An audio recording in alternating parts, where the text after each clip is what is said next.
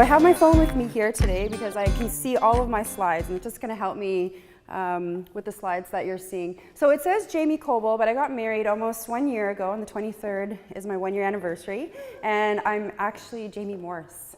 But that's okay, because a lot of people know me as an artist by Jaime Koebel. So how I'm going to present, hey, there's lots of nice, happy faces that I recognize here in the audience. I just want to say thanks for coming. This is my first time being with Creative Mornings. And how I'm going to go through the presentation to talk about tradition is showing a lot of my artwork and then talking about some of the connections to some current events or issues and how all of the different forms of art that I do are related to that. So yeah, we can go on to the next slide. See? Jamie Morris. So I'm from a place called Lac La Biche, Alberta. It's kind of pixelated, but this is sort of the lay of the land. This is where I come from. That's the lake, Lac La Biche. And that's pretty much the whole town. There's 3,000 people. It's fairly multicultural. There's First Nations, Matey. There's a Ukrainian community. There's an Italian community, French community, Plamondon. And there's a white Russian community, a huge Lebanese community.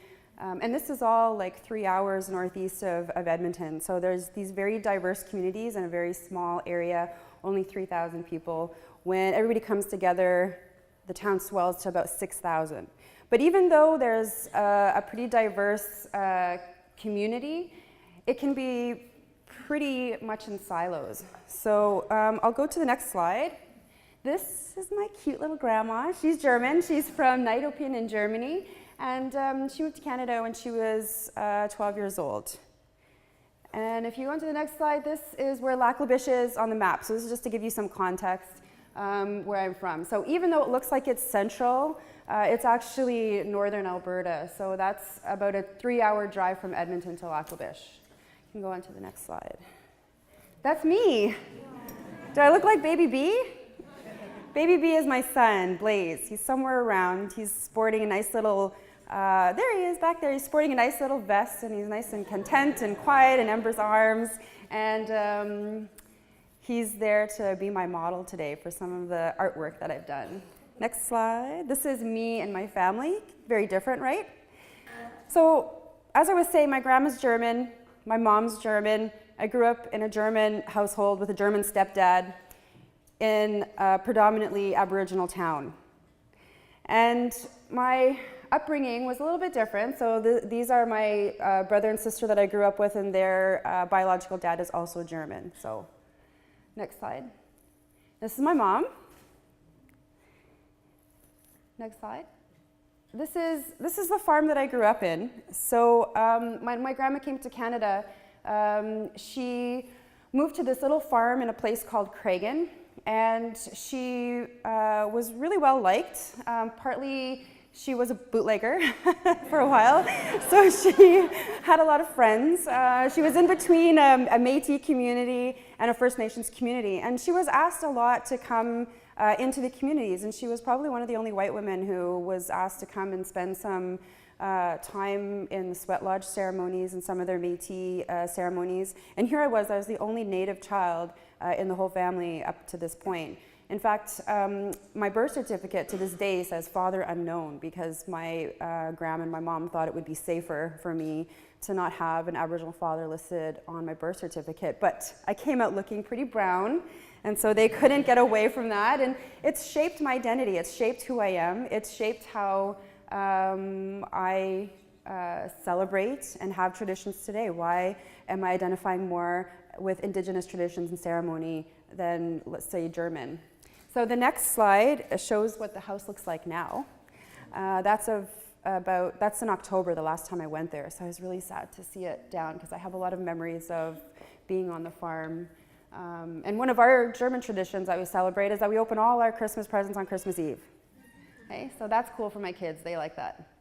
So now I'm about to introduce you to my Métis side. These are the 8 Métis settlements in Alberta.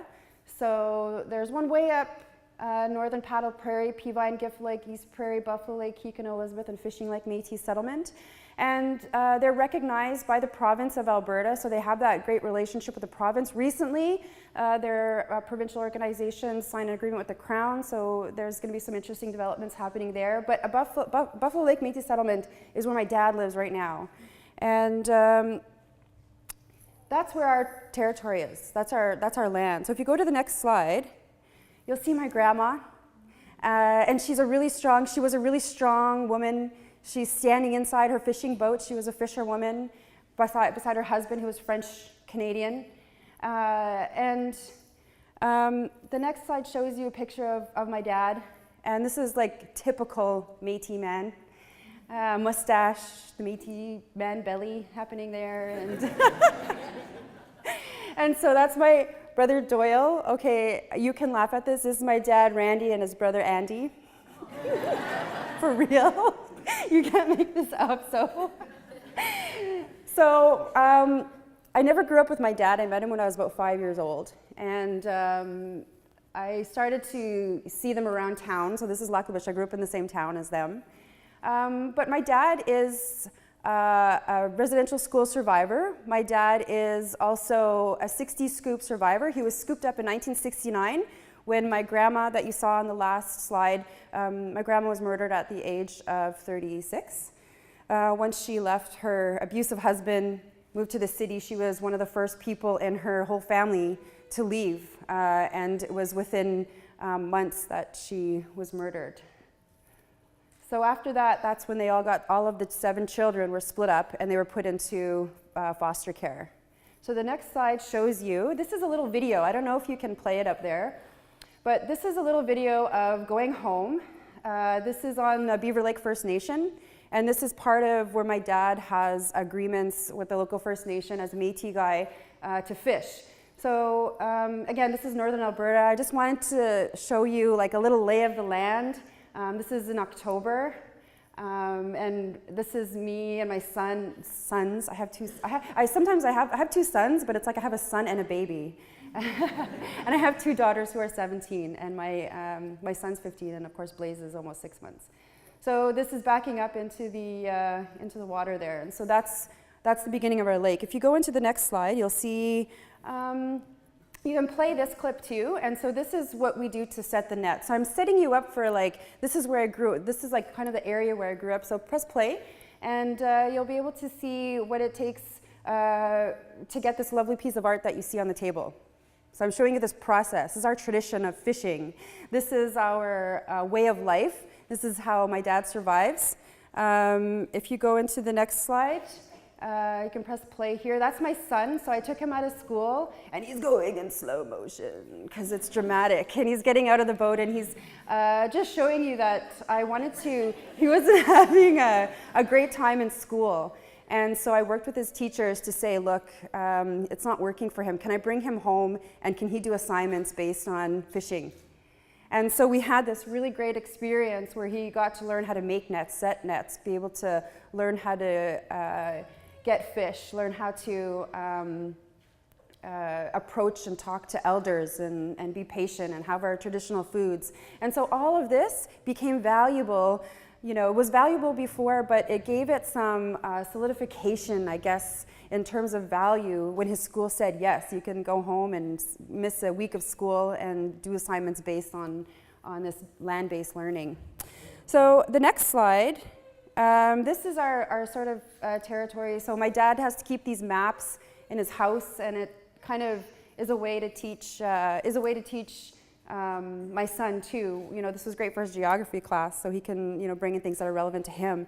The next slide I really like. This is a catch, and I want you to look really closely at the scales so you could see the rigidness. And part of the traditional knowledge imparted upon myself and my son when we left is talking about the times of year, the fish are spawning. Like this is a spawning fish looks like based on its fish scales. My dad can tell the health of a fish based on its fish scales. My dad can tell a lot about their patterns and just the health of the whole ecosystems by looking at fish scales. The next slide is my dad. If you press play, this is what it takes to get an entire I have a couple of jars like this full of fish scales. Okay, so it comes from the water. We have to travel. Don't forget the travel part where I got on a plane, packed up my baby, and flew 4.5 hours and drove 3 hours, to get there, rent a car, all that stuff. So he can do this. He did like 17 fish in like 30 minutes, which is really phenomenal. And given my dad's background and how he, because of the institutions that he kept finding himself in, he found himself in a school institution, residential schools. He found himself in the provincial child care welfare system institution. And then, the next step for him was to find himself in the jail system, another institution. He spent probably a good combination of about 15 years of his life in and out of prison. The last stint was earlier this year. Addictions are a part of his story, and the last time he had a drink was when baby B was born. So that was really awesome. So we decided to go and see him. And these are the values. And this is, how valuable my dad's knowledge is. This is what the scales look like. This is what dyed fish scales look like. This is my Uncle Randy. And here he's talking to me. You can see at his hands, he's got different colors of porcupine hair and porcupine quills and fish scales. And he's telling me about the dyeing process. And then the next one is constructing a fish scale art piece. The next one is what a fish scale art piece looks like. So all of this feeds my family. Feeds my family in more ways than one, because we go out on the land and we actually can eat the fish. But then I can feeds our culture. We're practicing. It feeds my bank account because people buy the artwork. It feeds my satisfaction, as a parent, that I can pass on knowledge. So based on this one tradition, this is something that gives me and my family great pride. The next one is up here, so we brought it in person, so you can see. My husband lovingly left last night at 9 o'clock because he forgot it in his office to pick it up. So it's here, you better look at it. Just kidding. And so he did a lot of work to get it. And this is caribou hair. Because of global warming, climate change, we now have a lot of caribou in our area, which we didn't have before. So we now adapt to whatever materials are in our area. This is caribou hair. This is the fish scales, and a porcupine quill right in the center. So the next slide is how I give back to my community. So when the Fort McMurray fires came around, they had tons of volunteers who helped sort clothes, who helped open up the doors to community centers where people can sleep. But I wondered what was there for Indigenous people coming from Northern Reserves, coming from Matey settlements, available to just ease their mind once the shock was kind of hit and over, because they were there for weeks, and some people are still without a home. I really wanted to put some clips of Aboriginal people that I interviewed when I was there, and I posted them on Facebook because we weren't seeing them in the media. And we weren't seeing that their homes burnt too. We weren't seeing that they had to flee, that they had smoke inhalation. And so I went myself and I captured the voices of Indigenous people and made sure that there was a way that we could just kind of chill and practice. These are also from fish. Anybody have an idea what this might be? Fish, they're beads, but they're fish vertebrae, right? So we have a value of using every single part of the animal once we get it. Nothing goes to waste. Okay, the next one is porcupine quills dyed. Okay, the next one, this is what I'm going to explain to you. This is going to become, should you choose to accept a pledge that you'll make when you leave here. This is called the 555 Fish Scale Pledge. So I've made 165 of these pins with fish scales on them. You've seen how hard it was to get them. I spared you the details of cleaning fish scales, really gross. And I worked on these because I wanted to give you something, if you wish, to leave here and to be able to follow this sort of journey from winter solstice 2018 to winter solstice 2019. So 5 fish scales, 5 topics, 5 tasks. Each of the 5 topics has 5 tasks to it.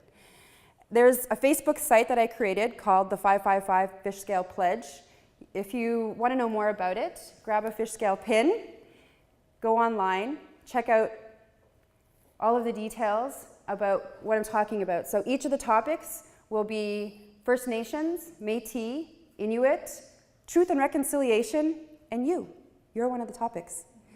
Because I think learning about other people, it's really important to learn about yourself. And I'm going to give you some ideas of what those tasks can be, but you get to choose the tasks. I've chosen the topics, you choose the tasks. And I'll give you some ideas. So we'll talk a bit more about that. But here I want to introduce you to my German grandma. She's my step-grandma, so my stepdad, this is her mom. She passed, his mom. She passed away in May this year. But she was the one who, with a strong German accent, said, I'm not going to do it. I know you were like waiting for me to. Why don't you know how to bead? How come you don't know how to bead? You're native. You should know how to bead. So she took me to a bead store and she said, pick out some beads. So I picked out some beads, but I picked out like a bonsai tree with wire and like 3-point beads. That was not what she had in mind, which was the next slide. She really wanted me to bead like what's in the next slide. Okay, there we go. So this is a Matey jacket. It's gorgeous, it's beautiful. Coming from Germany, and she had this idea of what beading should look like. This is what it was. How much time do I have? 10 minutes. We can do this. So eventually, I taught myself how to bead, but on a loom. My main teacher is Christy Belcourt. So I learned the basics. So what you saw is traditional Métis beadwork, and through my own kind of visual art drawing style, I was able to translate that onto the clothing. So the old tradition of putting artwork and decorating ourselves on our clothes, I've continued, and I put these on mitts with my own style, but clearly Métis beadwork. Here's a couple of examples. This is another pair of mitts that I did. It's kind of an abstract deer for my daughter who has deer in her spirit name. This is a traditional Métis vest, and this is from the Royal Alberta Museum, which we visited in October as well.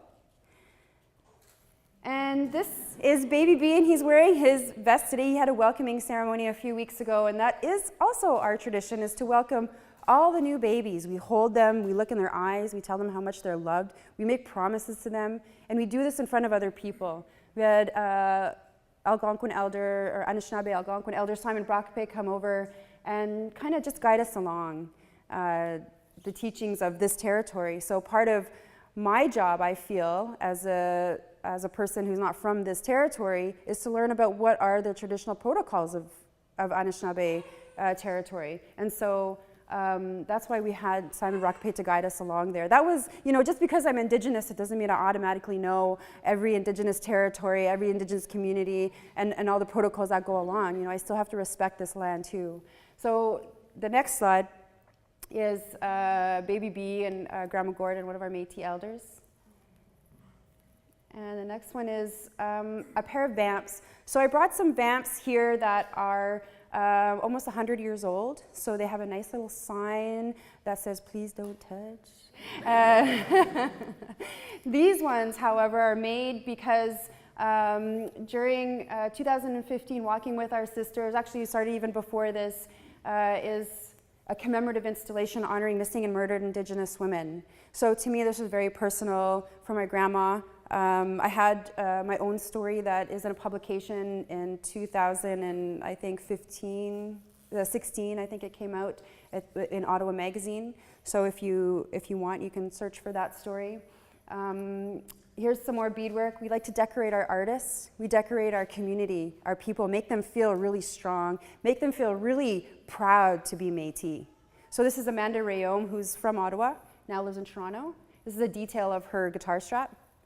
And this is a belt that I used to decorate our other artists, my children, which are in a group called Prairie Fire. So jigging is a tradition that we have to celebrate because we have to balance with all the ugly out there. We got to make beautiful things. That's why Métis people do flowers. So you can see that flowers is such a big, prominent part of our artwork. And this one was actually purchased by the RCMP. So I'm going to let you think about that, having done the installation for missing and murdered Indigenous women, and what is the role of the RCMP. So the next slide, this is our dance group. Okay? And this is them doing a final sort of celebratory lead out during Prime Minister Justin Trudeau's swearing-in ceremony at the installation ceremony of the Governor General. So you can see that for us, dance is a part of many traditions, and we've learned to incorporate it in some of the Canadian traditions that we have of installation, swearing in. So we do this, and this, I had to quit jigging because I had starting to get abs on the bottom of my feet. I have a six-pack on each side. Okay, you can keep on. This is some of my visual art. Sorry, I love that. So these are some more pictures of the artwork, and in these pictures, we carry on traditional knowledge. So the medicines, each of these plants carries strong medicine. And I draw these on deer skin. This is, yeah, you can keep going. This is one of our elders who are receiving a drum that was purchased by the Crown to give as a gift. So you can see how art is really included in a lot of our Crown Indigenous relations. So black and white, this is a favorite of some, I think. So from ink on deer skin, also have a tradition of tattooing on our bodies, on human skin, on our faces. Some of you may have noticed I have tattoos on my face, and that was like a resurgence of declaring our indigeneity, our connection to the land, my commitment to the land. I need to go back to the community where I showed you. Every time I look in the mirror, I remind myself of my connection to the land. Sacred paint, sacred inks. That's why we put that on our body. It was not looked upon very well for the longest time, and now a lot of people are bringing it back. So this is what it looks like on paper, and so if you go to the next slide, you can see this is what it looks like in color on our arm. Next slide. So from deer skin to human skin to pavement. This is supposed to be on a crosswalk very soon near the Wabano Center, so look out for that. And another tradition we have is of storytelling. For us, the winter time is the time where we tell a lot of our stories about Nanabush or Wasagichak, or a lot of creation stories. So Indigenous Walks is a walk and talk through downtown Ottawa, looking at social, political, and cultural issues through monuments, artwork, landscape, and I said artwork, monuments, landscape, and buildings. That's architecture. Here's a group from Students on Ice that I took, another group. So these happen through request. So people make a request. Okay? And this is my dad in front of the residential school that he went to. It still exists, and his brothers. Now, we're getting close to the end of the talk, so here's the Truth and Reconciliation Commission website, front page, which is one of your topics. So should you commit to this 555 fish scale pledge, here are some ideas for what you could do for each of the topics.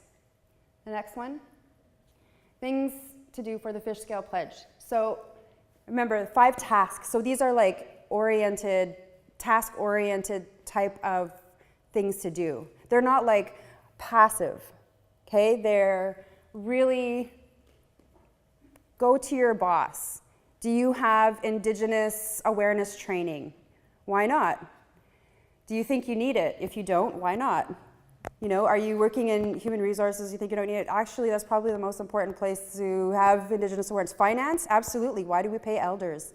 You know, I have these questions at places that I work at. People don't understand. Bring in an elder to speak. Can you look at your policies? How come at meetings you're not acknowledging Algonquin territory? What are the treaties? How are you implicated? What are some of the complications around the term Métis? Okay, so each of the 5 topics, First Nations, Inuit, Métis, Truth and Reconciliation, and you have 5 concrete tasks. And these are some of the tasks. You know, spend some time talking to a 60s scoop survivor. Spend some time reading on residential school survivors. Next one. So here's some of the pins with the fish scales at the front. Was there another page of topics? Did I miss that switch? Okay, good. So I'll put those on that website, and if you're interested, those are some of your ideas. Now on Facebook, I would love to see your journey. So I read this book. This one is one I really think is important. Bury My Heart at Wounded Knee, Clearing the Plains. Like, these are some really monumental books, okay? And I think that's a lot of laughter. This is the last one I really wanted to put this because part of, I wouldn't say a tradition, but just part of who we are as people is, friends supporting one another. And I want to make a mention to my friend Jaime Koebel, who was my roommate at one time as well, who is on his own journey. We're all on our own journeys. His happens to be just nice and like a really good path that he has, and a lot of people follow his path. So Jaime Koebel is over there. He works in the minister's office as well. And so it's nice to have friends to come and support. So make sure that when you're in the community, you find a lot of laughter. And also, it's a time for self-reflection too, because maybe you decide that one of your tasks for, let's say, looking at First Nations issues, you want to go volunteer at Wabano, and you encounter someone who's rude to you. Don't write off that whole experience as really bad, but kind of use it for self-reflection. What happened there? Were they actually rude to me? Was there a part that I play in it? Even if they were, just keep going, because Indigenous issues, especially around terminology, can make people uncomfortable. So if you educate yourself beforehand, before you even start the tasks, so I'll give you some really clear instructions on how to do that, it'll be a bit easier. So finding out, okay, what language am I using? I use Indigenous or use Aboriginal before you even go and volunteer in those spaces. If you want to fundraise, you're an artist and you have an art piece and you want to fundraise for the Odawa Native Friendship Center, do you do it on your own and collect as much funds as possible and then give the funds there? Would you put that in their own Odawa art auction that they have annually and let them auction it off? Before you do anything, if you're planning an event, make sure that you're talking to stakeholders, Indigenous stakeholders. So these are just some ideas that I'd like you to leave here. You have a whole year to do something like this, and I'd love to see your journey of your 5 topics and the 5 tasks that go with it. So I think, do we have time for questions? Sure, we have a couple of minutes for questions. Here's just some details if you want. And a big round of applause, quietly though, like for Baby B, because he might be sleeping. Yay, he's so good. I don't even know where he is. Is he okay? Okay, he's good. Oh, he's out, I think. Oh, yay, he's sleeping. Okay, he's such a good baby. Like all those other bad babies out there. Just kidding, no babies are bad. So, do I have any questions? Questions from anybody? So we have 2 mics set up on both sides so we can catch the audio in our video as well. So please, if you have a question, feel free to kind of filter into one of these lines, and we can just go like one-to-one.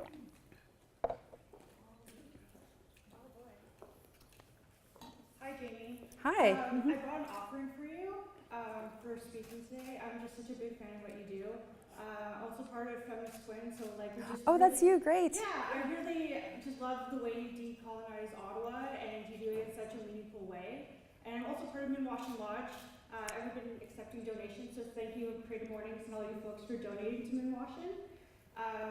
My question to you is, for folks that aren't card-carrying like Matey, they fit in like the small M, what would you say to them for your advice to try to see where they belong in the world between like kind of Métis, not really Métis, kind of Indigenous, not passing, trying to reclaim that identity and trying to find their way, basically. Yeah. And, sorry, it's Sage and Cedar. Beautiful. Thank you very much. Hi, Eximaga. Thank you so much for doing this. Beautiful. So the 2 things that I have is that, first of all, thanks for doing the donation drive to Minwashin Lodge. That's the kind of task I'm talking about, not read the website of Minwashin Lodge. Do the work first, read the website, learn about Indigenous, and then do something, but ask them first if it's okay. So that's a kind of task. So thank you.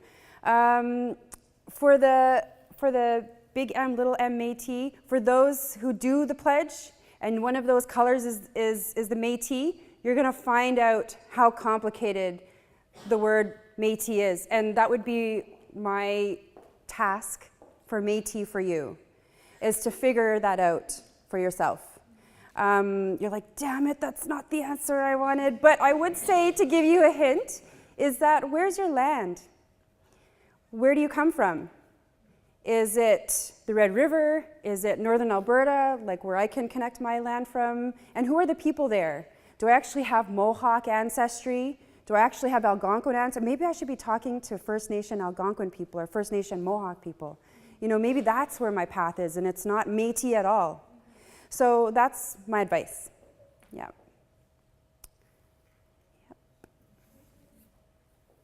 And lastly, if there's no more questions, what are we going to do with these pins after we've completed them? First of all, I'm really interested in hearing your stories about them. So I'm going to be keeping the Facebook page updated. I'm going to be keeping sort of tabs and seeing how your journey's going. But at the end will be kind of a decision on your end how to celebrate the completion of the 5 tasks of the 5 topics. And I'd like to see what kind of tradition, perhaps, you put in place for yourself to carry on and recognize and acknowledge all of that information, that whole journey that you've gone throughout the year.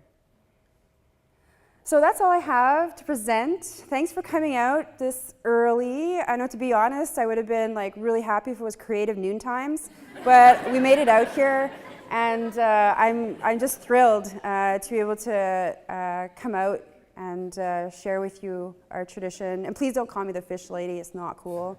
But I hope you learn a little bit about our traditions today. Hi, thank you, Eximaga. Hey.